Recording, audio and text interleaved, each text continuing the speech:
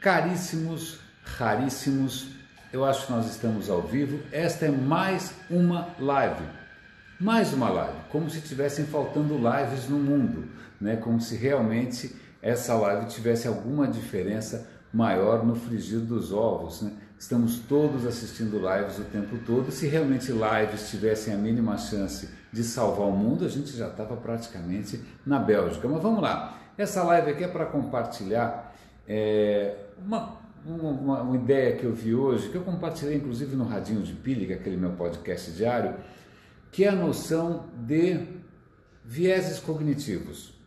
Que diabo é isso? Na verdade é algo que eu queria ter aprendido quando eu tinha 10 anos de idade, ou 11, ou 12, todos nós deveríamos ter sido instruídos, alguém tinha que ter avisado a gente lá atrás. Isso é poupar tanta dor de cabeça e evitar tanto equívoco. É praticamente o nosso manual de instruções.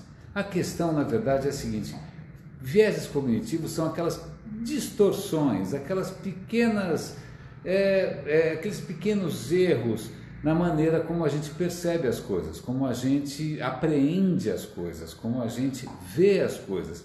E a gente muitas vezes não percebe, né? A gente acha que está tudo sob controle, está tudo tranquilo, a gente está entendendo tudo, mas na verdade a gente sempre corre o risco, é um defeito de fábrica, né? A gente corre o risco de se equivocar, né? Eu vou contar alguns desses vieses porque é enviesado, né? Não é aquela coisa direta, mas é porque tem algum tipo de parcialidade nessa história.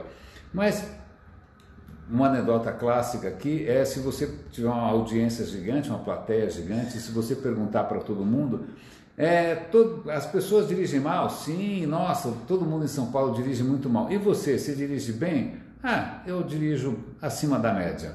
Mas se você contar quantas pessoas acham que dirigem acima da média, deve dar 95%. O que é meio estranho, que matematicamente é um pouco improvável. Não dá para todo mundo dirigir acima da média.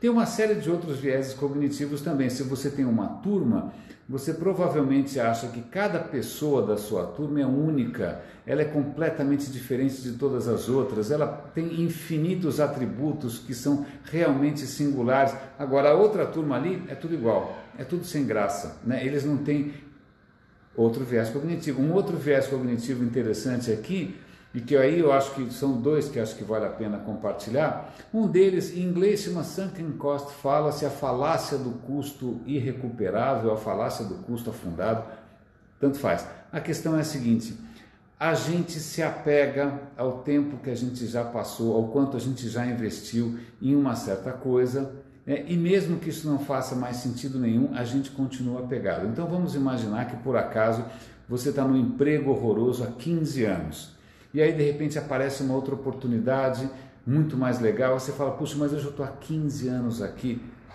E daí? Os 15 anos já acabaram, os 15 anos já passaram, isso você já perdeu. O que você tem a perder? Não é que você vai perder um dinheiro que estava na poupança, sei lá, coisas que você investiu, guardou e você tem medo. Não, isso já foi, né? Isso vale para relações ruins, isso vale para empregos ruins, isso vale inclusive para ideias ruins.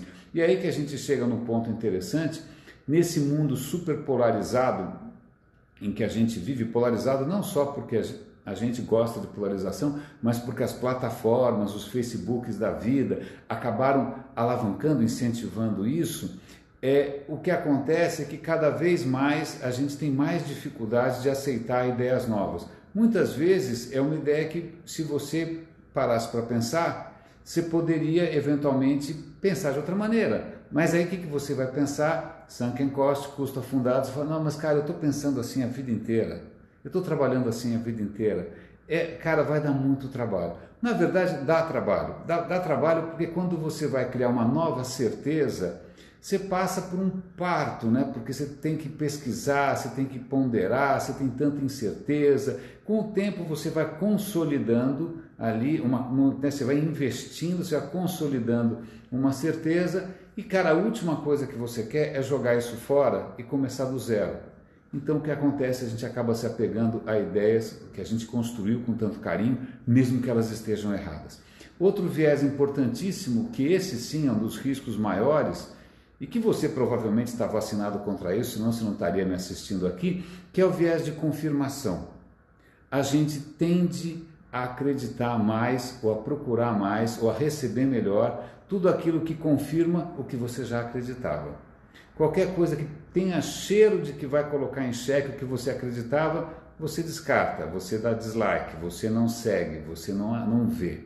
E os algoritmos foram os primeiros a perceber isso. E por conta disso ele provavelmente fica te viciando, né, nas mesmas ideias, e você vai cada vez mais ficando prisioneiro de coisas que de repente mereceriam talvez um questionamento, ou talvez abrir um pouco a janela e ver que existem perspectivas diferentes.